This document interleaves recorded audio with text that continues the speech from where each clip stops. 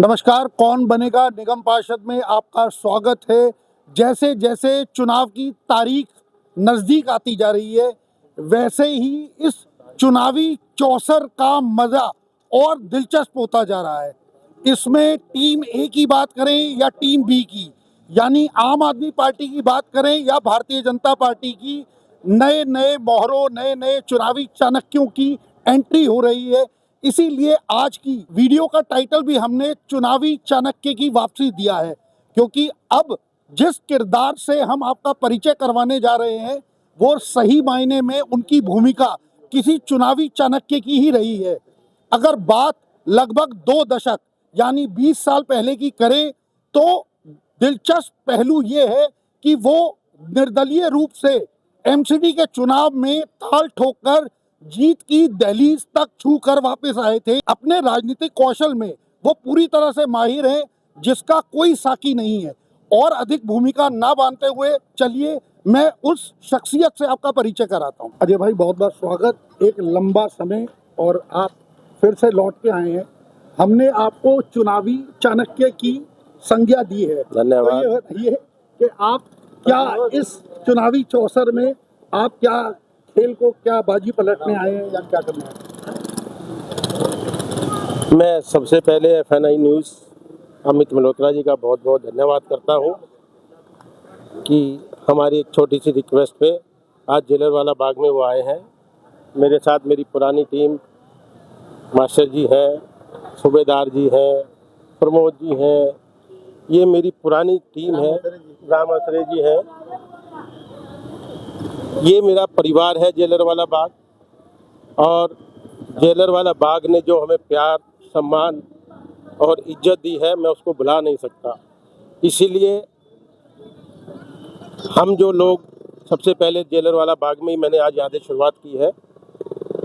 हम वीना हसीजा जी, जो हमारी रिश्ते में मौसी लगती है, उनके समर्थन के लिए आज मैंने काफ़ी समय बाद अपनी वापसी की है। और चुनाव कैसे लड़ते हैं और कैसे लड़ा जाता है, ये सभी लोगों को भलीभांति पता है। हमारी माताजी श्रीमती प्रेमलता गोयल जी 2002 से 2007 तक निगम पार्षद रही। उनके साथ मैंने भी कार्यरत था, और आज पूरे शौक़-यार में सभी लोग आज भी हमें याद करते हैं, क्योंकि हमने अपने कार्यकाल में लोगों के काम किए, चाहे वो जेलरवाला बाग, चाहे सही सुखदेव नगर, चाहे वजीरपुर गांव, क्योंकि उस टाइम बड़ा लंबा एरिया था हमारे पास।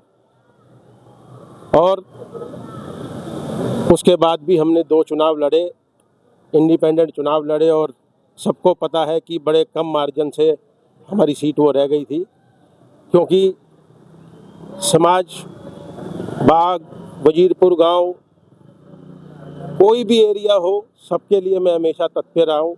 सब ने मुझे बहुत प्यार दिया है, मैंने सबके लिए जितना हो सका उससे भी ज़्यादा किया है। अब मैं पूरी तरीके से इस चुनाव में उतर गया हूँ। वीना हसीजा जी हमारी मौसी लगती हैं, उनके लिए, और अपनी कोशिश पूरी रहेगी कि मैं अपनी पुरानी पूरी टीम के साथ मिलकर और उनको चुनाव 1001% जितवा के लाएंगे। ऐसा है कि समाज में बदलाव समय के साथ आता है। 25 वर्ष के बाद आपने एक बार फिर पुनः वापसी की है, तो क्या चुनौतियां आप समझ रहे हैं, वो चैलेंजेस और आपके चैलेंजेस क्या फ़र्क है? देखिए अमित जी, चैलेंजेस ऐसे चैलेंजेस नहीं है बहुत ज़्यादा। ठीक है, मैं थोड़ा सा आउट रहा, लेकिन बीच बीच में कहीं ना कहीं अब 2012 तक भी हमने चुनाव लड़ा है, कोई बहुत ज़्यादा समय नहीं हुआ। अभी जैसे मैं सब लोगों से मिल रहा हूँ, तो लोगों ने जो हमारे कार्य किए हुए हैं, जो हमने काम किए हुए हैं, आज भी लोग सराहना करते हैं। और उनकी एक ही वो रहती है कि अजय भैया आ गए, अब कोई टेंशन नहीं है। अब जो है अपनी जो सीट, अपनी वीना हसीजा जी की सीट 1001% निकल के आएगी। मेरे साथ ये लोग हैं।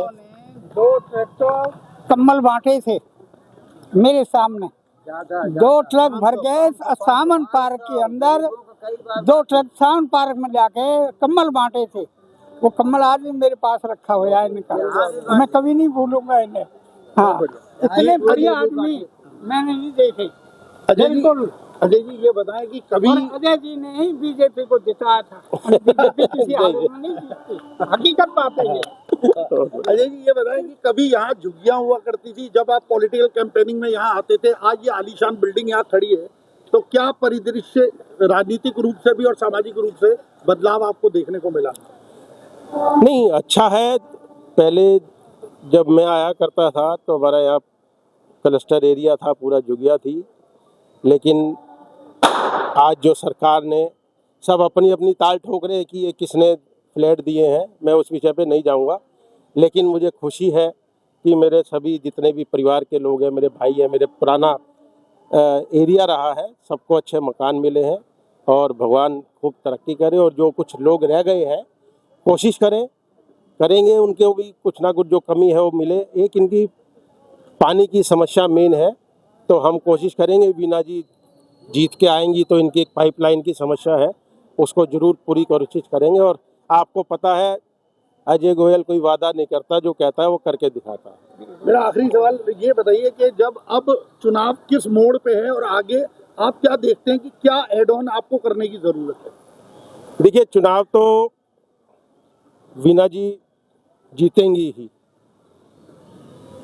मेरे आने से और मेरी टीम के आने से जो मार्जिन 1000-2000 का था, मुझे ऐसा लगता है, मुझे विश्वास है, क्योंकि मैंने बहुत कुछ किया है, हम कम से कम 5000 वोटों से प्लस वीणा जी को जरूर जितवा के लेके जाएंगे, चाहे हमें कुछ भी करना पड़े इसके लिए।